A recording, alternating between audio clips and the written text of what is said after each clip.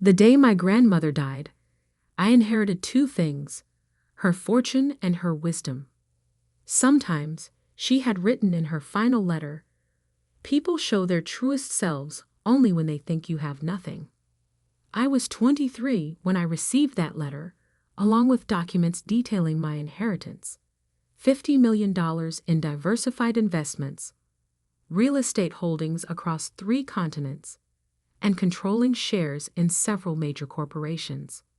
My grandmother, Eleanor Wright, had built an empire from nothing, but she'd done it quietly. The world knew the businesses, but few knew the woman behind them. My parents never understood her. To them, Eleanor was just the frustratingly frugal mother-in-law who refused to fund their lavish lifestyle. They didn't know she was actually one of the wealthiest women in Chicago. That was exactly how she wanted it. Sophia, my mother's voice cut through my thoughts as I sat at our dining room table, still holding the letter. Did that grandmother of yours leave us anything useful, or was it just another collection of her precious books? I looked up at Diana Maxwell, the woman who had spent the last 20 years trying to mold me into her version of the perfect daughter and failing miserably. She stood in our kitchen doorway, immaculately dressed as always, disappointment etched into every line of her face. "Just books," I lied smoothly, tucking the letter away. "And some old photographs." She sighed dramatically. Typical. That woman never understood the importance of maintaining proper social standing. Do you know what the Hendersons would say if they could see our 10-year-old car? I did know. I'd heard about the Hendersons, the Blackwells, and every other family my mother desperately tried to impress for the past 2 decades. Their opinions mattered more to her than oxygen. "I'm sure they're too busy with their own lives to care about our car, Mom." "That's exactly the kind of attitude that worries me," she snapped. "You're just like her. No understanding of how the world really works. Thank God Alexander has more sense." Ah, yes, Alexander, my younger brother, the golden child. Even now, at 20, he had never worked a day in his life. Why should he? Mom and Dad funded his every whim, from his failed startup ventures to his collection of luxury watches. Speaking of Alexander, my mother continued, brightening considerably, "He's just been accepted into Harvard Business School. Your father and I are throwing a celebration dinner tonight. All the right people will be there. Wear something appropriate." Her eyes swept critically over my simple dress and minimal jewelry. I nodded, not mentioning that I'd graduated summa cum laude from Northwestern's business school last year. There had been no party for that. Instead, my parents had spent that weekend at Alexander's amateur golf tournament. Later that evening, I sat in my small apartment above the bookstore where I supposedly worked, reviewing my grandmother's documents. The bookstore job was actually a front. I owned the building and 3 others on the block through one of my grandmother's holding companies. But as far as my family knew, I was just a struggling bookkeeper, living paycheck to paycheck. My phone buzzed with a text from my father. "Don't be late tonight. The Blackwells are bringing their son James. Wear the blue dress your mother bought you." James Blackwell. Of course, they were still trying to orchestrate that match, seeing him as my ticket to proper society. If they only knew that I could buy the Blackwells company 3 times over. I arrived at my parents' house precisely on time, wearing a simple black dress instead of the gaudy blue one my mother preferred. The valet? Yes, they had hired a valet for the evening. Gave me a sympathetic look as I handed him the keys to my modest Honda Civic. Inside, the house was transformed. Crystal champagne flutes caught the light from the grand chandelier, elegant flower arrangements adorned every surface, and the air was thick with expensive perfume and pretension. Sophia. My mother's voice carried across the foyer, tight with barely concealed irritation. I thought I told you to wear the blue dress. This one was clean, I replied simply. She closed her eyes briefly, gathering patience. At least try to make a good impression on James. His family's company is very successful. I bit back a smile, remembering the report on my desk about Blackwell Industries' recent financial troubles. Their success was mostly smoke and mirrors at this point. Alexander chose that moment to make his entrance, drawing every eye in the room. He wore a perfectly tailored tuxedo that probably cost more than my supposed monthly salary. "There's my boy," our father boomed, clapping him on the shoulder. "Harvard Business School's newest star." I watched as person after person congratulated him, praising his natural business acumen and brilliant mind. None of them seemed to remember his 3 failed businesses, all funded by our parents' increasingly strained resources. James Blackwell sidled up to me, champagne in hand. "Sophia," he smiled, all white teeth and practiced charm. "Still working at that little bookstore?" "Someone has to pay the bills," I said mildly. He laughed as if I'd told a particularly amusing joke. "You know, my family's company always has positions available for motivated individuals. I'll keep that in mind." The evening continued in this vein, a parade of wealth and subtle condescension. I watched my parents fawn over Alexander, making endless excuses for his past failures while pointing to his imagined future successes. But beneath the sparkle and shine, I could see the cracks. The way my father's hand shook slightly as he signed the catering bill. The tight look around my mother's eyes when someone mentioned their recent vacation. Actually a desperate business trip to save a failing investment. They were in trouble, though they died before admitting it. Years of funding Alexander's expensive education, failed ventures, and extravagant lifestyle had taken their toll. The mansion they were so proud of, the one they'd remortgaged 3 times to maintain appearances, was slowly slipping through their fingers. What they didn't know was that I'd been watching, waiting, and quietly buying up their debt through various shell companies. Every desperate loan, every refinanced mortgage, I owned them all. As I drove home that night in my sensible Honda, I thought about my grandmother's words. People do show their truest selves when they think you have nothing. And soon, very soon, my family was going to show exactly who they really were. The signs of my parents' financial collapse became impossible to ignore, even for them. It started with small things. The household staff was temporarily reduced. Their country club membership became inactive. And suddenly my mother discovered a passion for vintage fashion. But Alexander's lifestyle never changed. Even as the family finances crumbled, my parents continued funding his every whim. The day I saw him drive past my bookstore in a brand new Porsche, I knew they had finally hit rock bottom. I was in my real office, not the cramped bookstore back room where I pretended to work, but my actual office on the 47th floor of downtown Chicago's most prestigious building. As CEO of Wright Investments, I had a perfect view of the city my grandmother had helped build. "Miss Wright," my assistant Sarah buzzed in. "Your brother just made another withdrawal from your parents' emergency fund." I pulled up the banking records on my screen.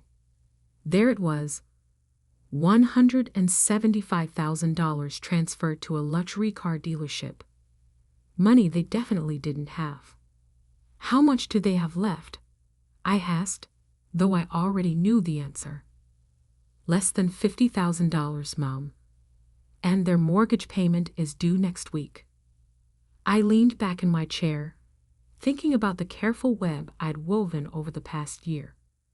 Through various holding companies, I owned not just their mortgage, but all their outstanding debt.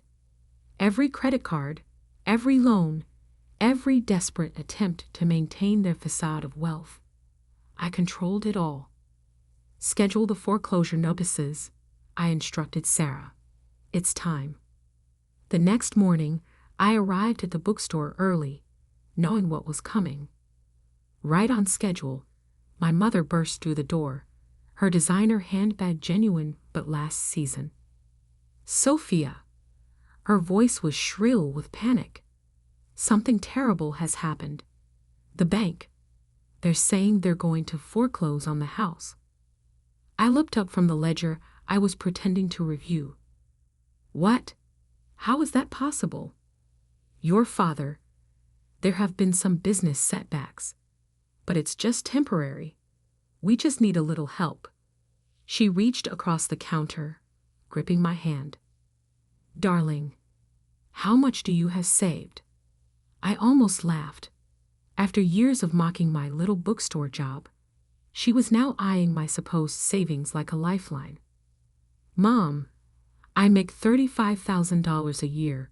After rent and bills, I'd barely save anything. Her face fell. But surely you must have something. An emergency fund? I have about $3,000 saved. I lied. But that's everything. We need it, she said immediately. Just until your father's deals come through. Alexander has some very promising ventures in the works. I sat back studying her. What about Alexander's new Porsche? Couldn't he sell that? Don't be ridiculous, she snapped. He needs to maintain appearances. How else will he attract the right kind of investors? And my appearance doesn't matter. That's different. She waved her hand vaguely. You're just not in those circles anyway. In those circles, I thought about the charity gala I'd be hosting next month as Eleanor Wright's heir, where half of Chicago's elite would be in attendance. But my mother didn't know about that. I'm sorry, Mom. I can't empty my savings account. I need to pay rent.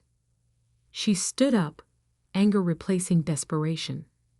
How can you be so selfish? After everything we've done for you. What exactly have you done for me? The question hung in the air between us. For a moment, confusion crossed her face, as if she were genuinely trying to remember any significant thing they'd done to help me succeed. We gave you a good home, an education. The education I paid for with student loans, you mean?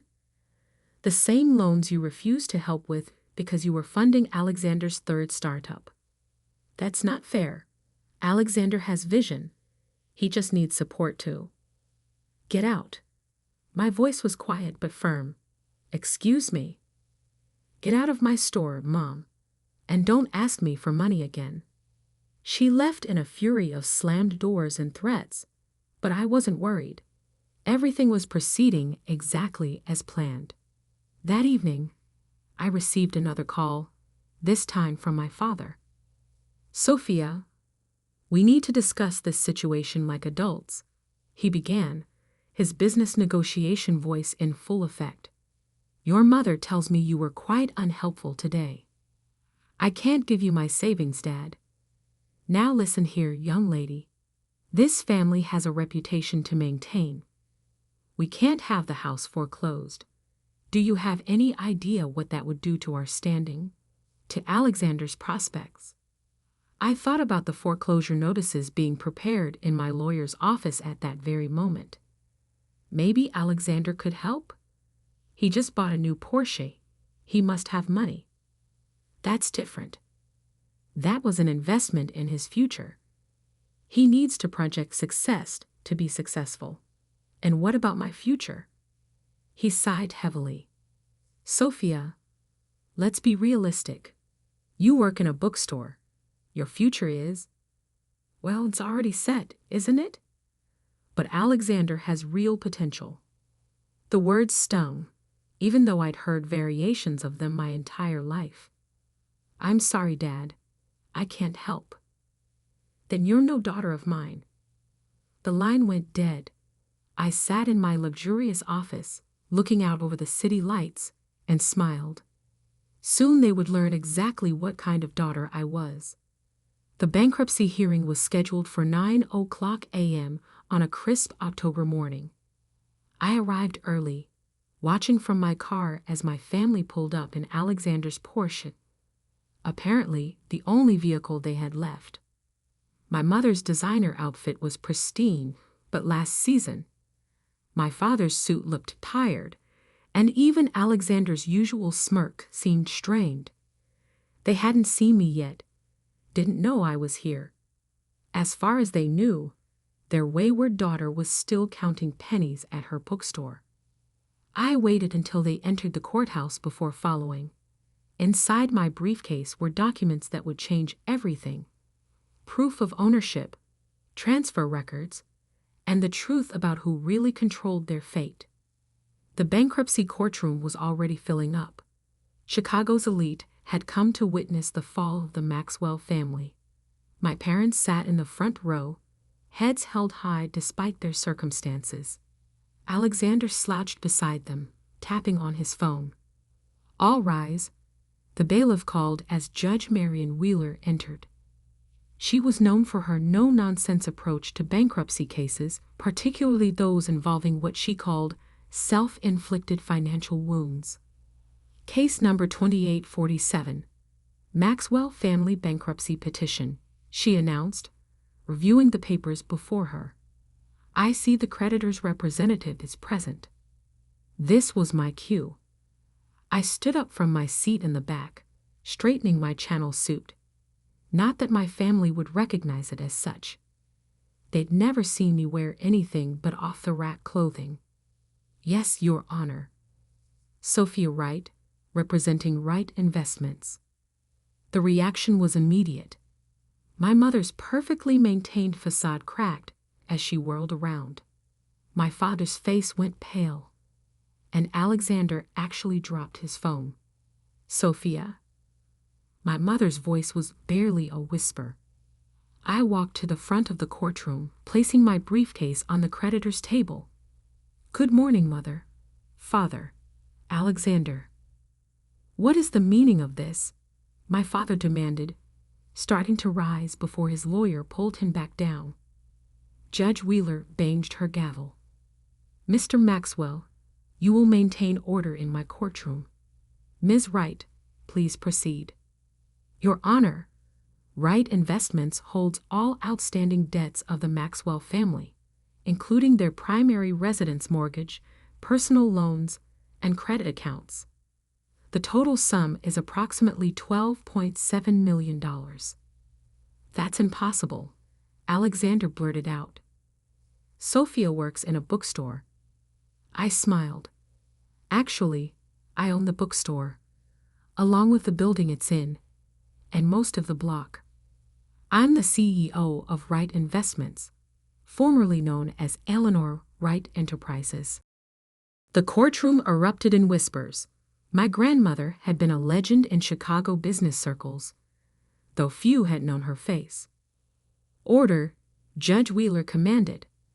"Ms. Wright, continue." 3 years ago, I inherited my grandmother's entire estate, valued at approximately $50 million. During that time, I watched as my parents repeatedly refinanced their home to fund my brother's failed ventures and maintain their lifestyle. Through various holding companies, I purchased all their debt.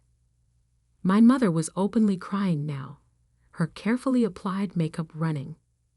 My father sat frozen, perhaps finally understanding the magnitude of their situation.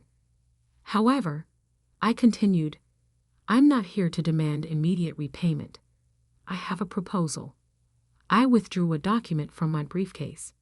"I'm willing to restructure all outstanding debts under the following conditions. First, Alexander's spending privileges will be completely cut off. He'll need to find actual employment, not another startup opportunity." Alexander jumped up. "You can't do this. I'm your brother." "Sit down, Mr. Maxwell. Judge Wheeler ordered, "Continue, Ms. Wright."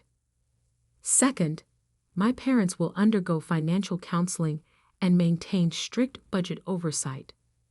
Third, they will sell the mansion and move into a more modest home, which I have already purchased for them. This is ridiculous. My father finally found his voice. "You're our daughter. You can't treat us this way." I turned to face them fully for the first time. "Can't I?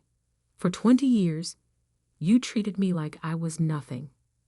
You mocked my job, dismissed my achievements, and poured every resource into Alexander, while leaving me to fend for myself. When you needed help, you demanded my savings, all $3,000 you thought I had, without a second thought. We gave you everything," my mother protested. "No, Mother. You gave Alexander everything. I built this myself. Or rather, Grandmother helped me build it. She taught me that true character shows when people think you have nothing, and you've shown yours very clearly." Judge Wheeler reviewed the proposed agreement. The terms seemed fair, considerably more generous than standard bankruptcy proceedings. Do the Maxwells wish to accept? My father's lawyer whispered urgently in his ear. They really had no choice. It was this or lose everything. "We accept," my father ground out. "Excellent," I said, retrieving more documents. "Here are the keys to your new house. It's a lovely 3-bedroom in Lincoln Park. The moving company will arrive tomorrow." "Oh, and Alexander?" I turned to my brother. "The dealership has been instructed to repossess the Porsche. I've arranged for a used Toyota to be delivered instead." The next hour was a blur of signatures and legal proceedings. My parents barely looked at me, their shame and anger palpable. Alexander stormed out as soon as he could, probably to move money I'd already frozen. As I left the courthouse, I heard quick footsteps behind me. "Why?" My mother's voice was small.